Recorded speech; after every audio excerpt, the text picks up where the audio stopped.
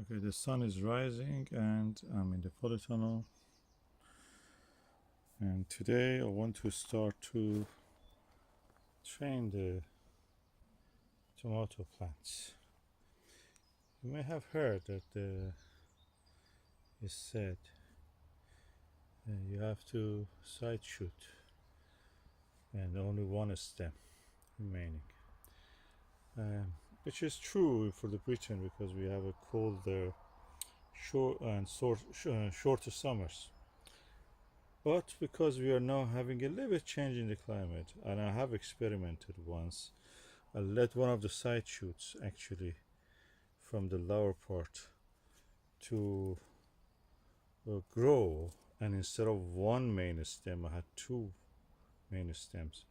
I did it in the allotment of the in the polytunnel in the allotment, and now I'm doing it here, seeing that hopefully I will have the same result, good result. That means you will have double produce.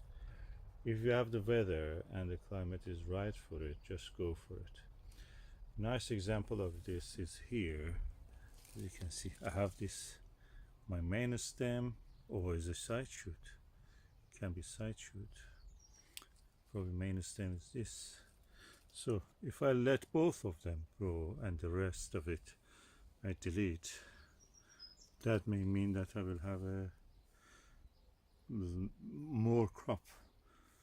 I'm not using any fertilizer or anything other than the compost, and this is the first season I'm growing tomatoes in this polytunnel. Let's just see if we can do it.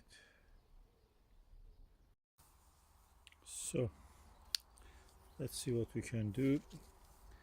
There is one right from the bottom coming up, and I don't want that. I cut it.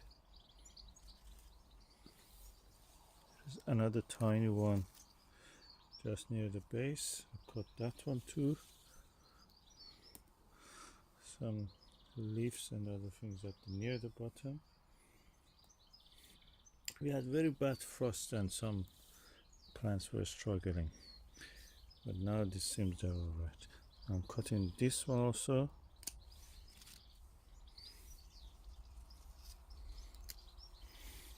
This leaf, which is looking a little bit not very well, some spots in it, a little bit not as green as the other ones. I'm just removing that.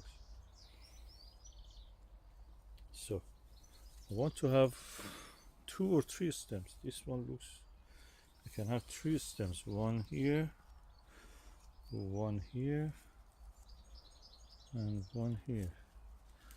No wonder. This is Sungold F1, of course.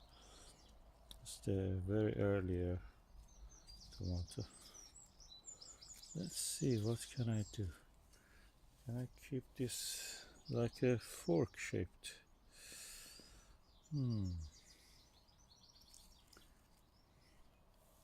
So first I will clear all the little side shoots. The many little side shoots I'm removing. Of course, keeping several of these side shoots is good in a way. If you, for example, lose your top part like this in an accident or kind of break it, you have a replacement immediately instead of waiting a long time. So I'm removing some of the leaves, excess in my view.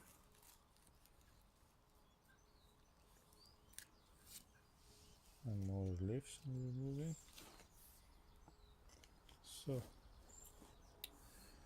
let's see what we can do here. More side shoots here. I think I would choose this branch as a leading branch. So I choose this one as a leading branch and train it with this main twine that I have here.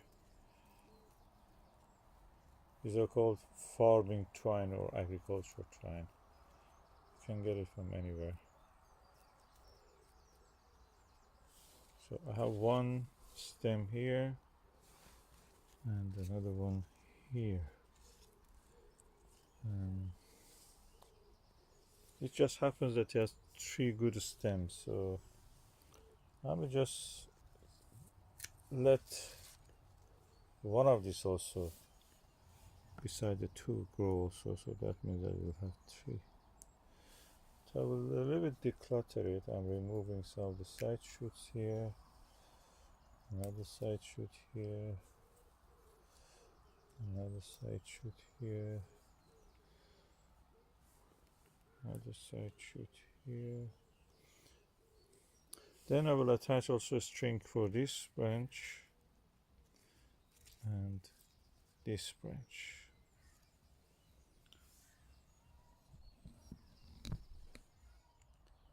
So now I have 3 branches. 1, 2, 3. And I already had 1 terrace on the main one. I keep it. And I let these other ones to grow. And we will see what the result will be.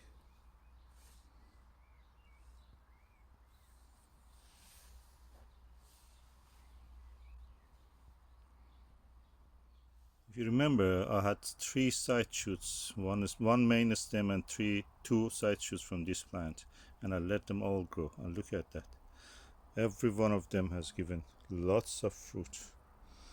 And I've done it with several others, but this is the 3 one. The others are 2, or yeah, most of them are 2. So, and it's yet going to give on top also. And they're reaching the ceiling in the polytunnel. Amazing.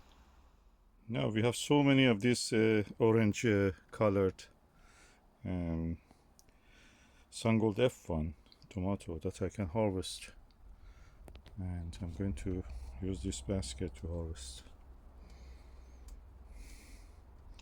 We are in the last part of the July, and we'll see how it will do. And such a bumper crop for from only 1 terrace of each plant and branches of it, and yet such abundance, such a bumper crop. Probably we should start to make sauce with this.